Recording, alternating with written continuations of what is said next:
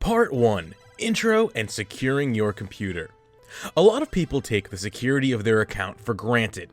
It is all well and good to have a decent password, a separate email for Runescape, and of course Authenticator enabled.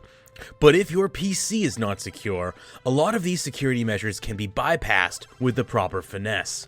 My goal is to first explain the nuances of securing your computer and network, and then move into securing your account and any linked accounts. For those interested, I have over 12 years of professional experience in computer repair and network security auditing.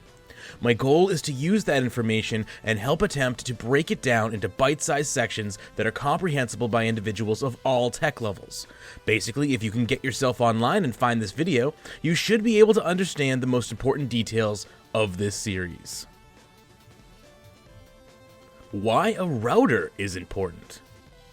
People don't tend to think much about the hardware behind what is getting them online. Nowadays, this particular portion is mostly obsolete, but in my opinion, still worth mentioning. In order to connect yourself to the internet, of course, you require a hardware device called a modem. A modem allows you to communicate with your internet service provider, referred to herein as ISP. A modem can travel across telephone lines, copper lines, or fiber optic lines, most commonly. There are other types of modems, but for simplicity's sake, I have named only the most common here. So now that we have stated the obvious, we need to understand why a simple modem is not enough even if you have but a single computer. Again, this is obsolete as most modern ISPs provide a quote-unquote combo or all-in-one modem that is also a router. This is generally true for most major ISPs, as they benefit from you having their routing backend as much as you do. If you are unsure if your modem is also a router, check the back. If you see plugs for additional computers, chances are it's also a router. You can also call or email your ISP and ask them what type of device you are using. We will not be covering router admin panels in this series, as this is beyond the scope of this project. If you do not have a router or modem combo, or a router attached to your modem, it is highly recommended that you get one. Routers are generally cheap, running anywhere between $50 and $100 for a mid-line model, and provide the first line of defense between you and the open internet. They are generally referred to as hardware firewalls. The reasoning for this, keeping it basic, is that the router runs a form of operating system that allows it to distinguish between traffic that is explicitly meant for your network and traffic that is not. They can also identify traffic that may have malicious intent and ignore that traffic whilst not letting it onto your network or computer. You may wish to check the quality of your router's abilities to keep you stealthed online via the Gibson Research Corporation Shields Up program. You can find a link to that in the description. There are tons of routers out there, and most will do the job. I will include a link in the description to an article to an affordable list of routers. The next important topic that goes along the lines of routing packets is wired versus Wi-Fi. Now that we have talked about routers and have gone over the basis of why a router should be implemented, we need to talk about the difference between a wired connection and a Wi-Fi connection.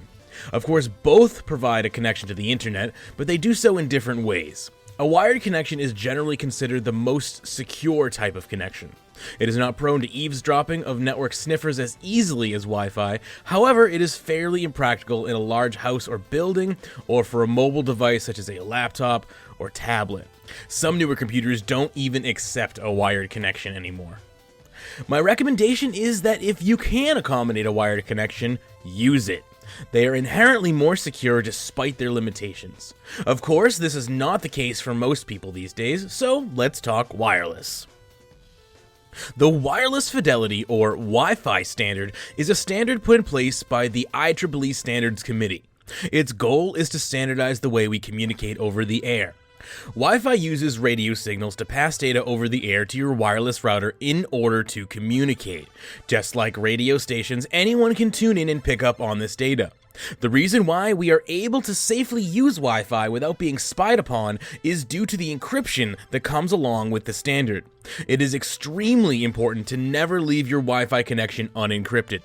If an unencrypted connection is your only option, please see our section on virtual private networks later in the series, which can provide protection over such network types. I am assuming in this series that we are dealing with a home environment.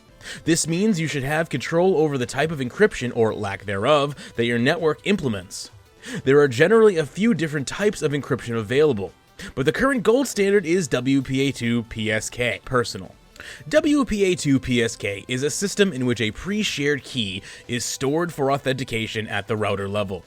Each device must provide that key in order to decrypt the traffic it is receiving, as well as be allowed to participate in the network. Without the proper network key, the traffic will remain encrypted and the router will not allow network discovery of other devices on said network. This is a broad overview, but for the basics, that is all you need to know. WPA2 PSK will provide you with nearly unbreakable encryption, provided you give it a password that is not easily found in a dictionary.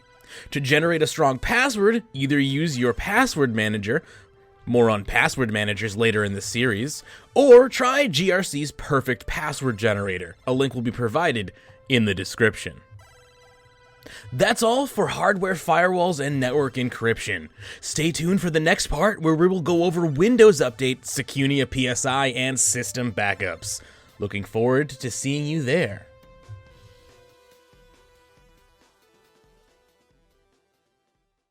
Oh hey, it's time for the end cap thing. Well, thanks for watching. If you're watching this as it came out, stay tuned, there will be more. If you're watching long after I've finished this series, then keep watching. There's probably plenty more stuff. Feel free to skip around past stuff you already know and yada yada yada. If you enjoy what we do have a Patreon page available for you. Link in the description down there, patreon.com/RuneScape. If you want to see more content related to RuneScape or account security, you can check us out. We have lots of stuff on the channel for you. So as always, happy scaping.